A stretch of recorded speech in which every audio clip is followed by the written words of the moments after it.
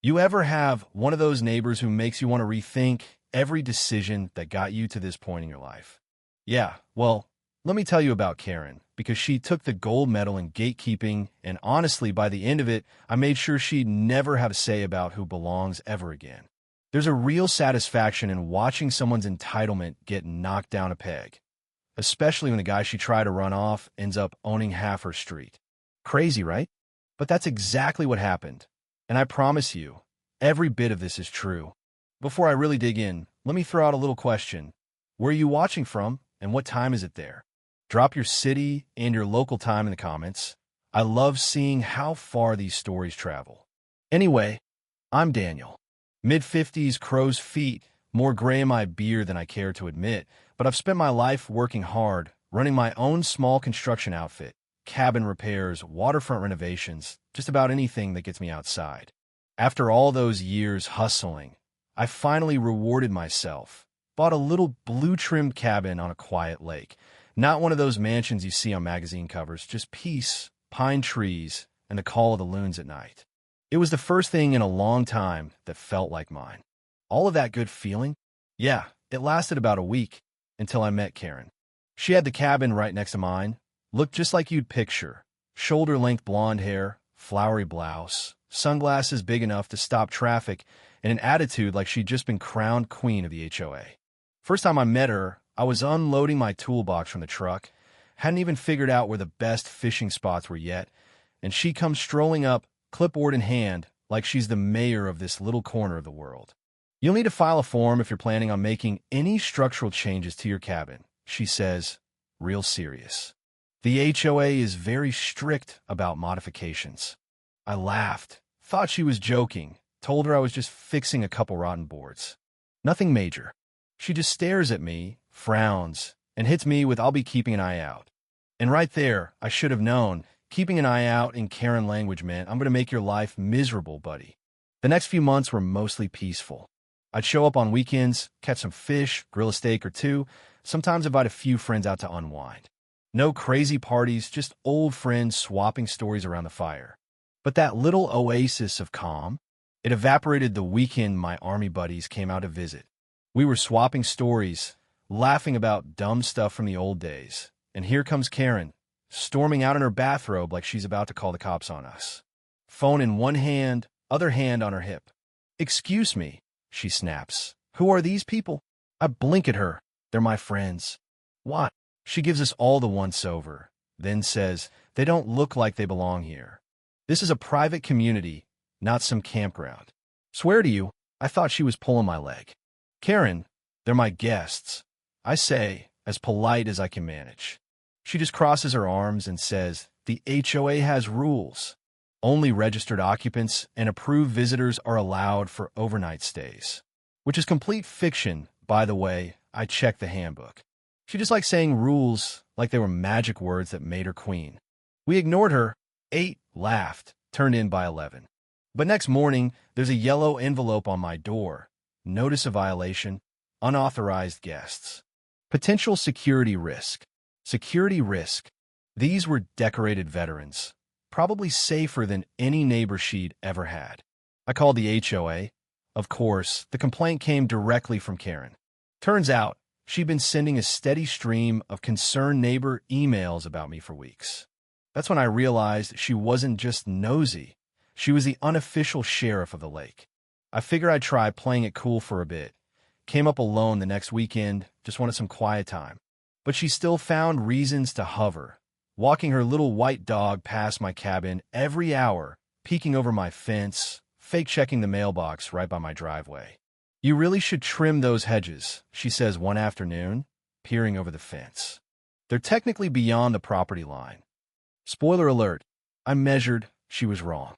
But that's Karen for you. If she couldn't control it, she'd complain about it. The final straw? That came a few months later. My niece and her husband wanted a weekend away from the city. They brought their 2 kids, sweetest little ones you ever saw, maybe 5 and 7.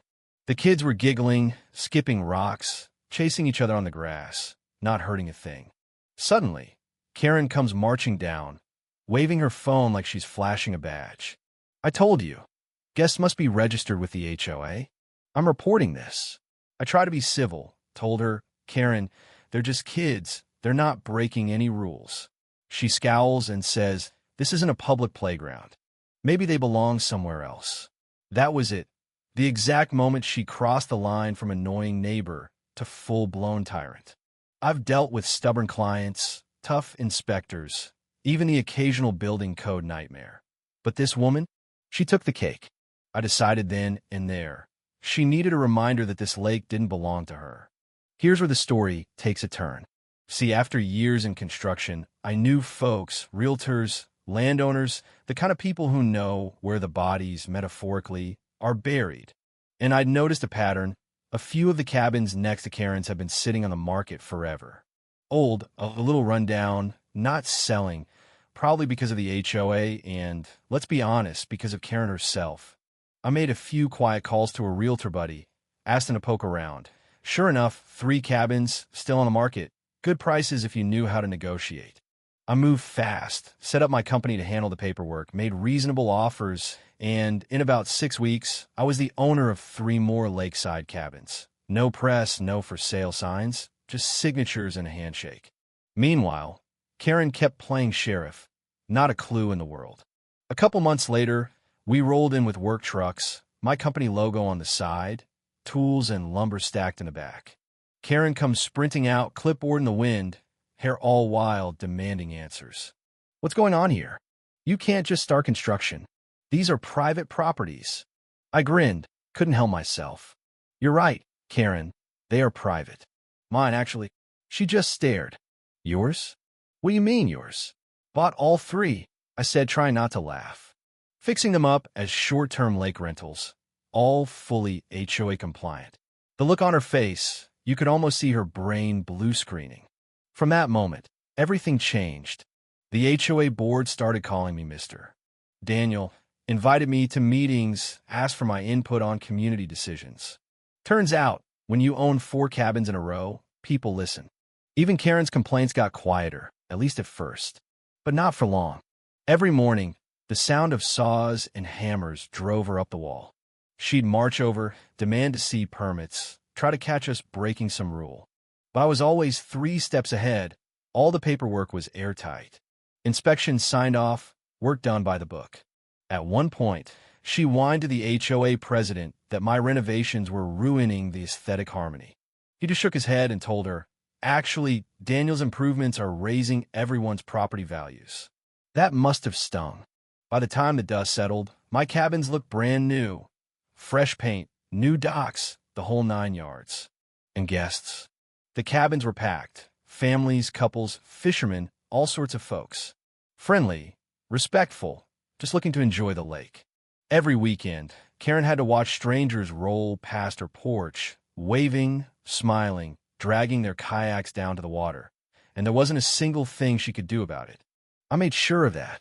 One day, she snapped again, came stomping over, cheeks red, voice shaking. Daniel, this is out of control. There are strangers here every weekend.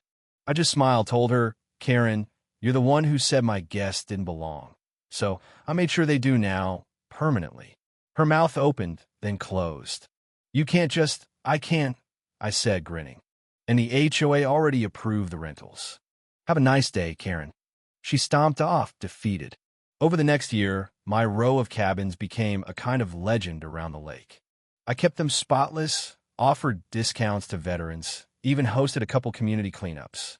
Got my picture in a local paper, too, smiling, holding a rake, with Karen glaring in the background from her porch. Folks around here started calling it the belonging row because, everyone was welcome, no matter where they came from. Even the HOA mellowed out, finally realized maybe they'd been listening to the wrong person all along. The real cherry on top? One summer, Karen put her place up for sale. Couldn't take it anymore, too much unapproved activity for her nerves. It sold quick to a young couple, laid back, outdoorsy, absolutely zero interest in HOA drama. First thing they did was come over, shake my hand, and say, "Hey Daniel, we heard you're the guy to know around here. Can't wait to join the fun." I just laughed, told them, "You definitely belong here." And just like that, peace returned to the lake. Not because I yelled or fought or stoop to her level. I just outplayed the one person who thought she could decide who gets to stay. Sometimes the best payback is quiet, steady, unshakable ownership. That kind of victory doesn't need an audience. So, if you're ever dealing with a Karen who thinks she runs the world, remember, you don't have to match their noise. Just raise your influence, build your legacy, and watch as they realize, too late, that you don't just belong, you own the place. Now, let's settle this. Have you ever had a neighbor who tried to tell you where you belong? Was it satisfying when they got their comeuppance? Or do you think there's a better way to handle folks like that? Drop your stories and opinions below. And hey, if you believe in real justice, the kind you build with your own two hands, hit that like button, share your experience, and let's keep this conversation rolling.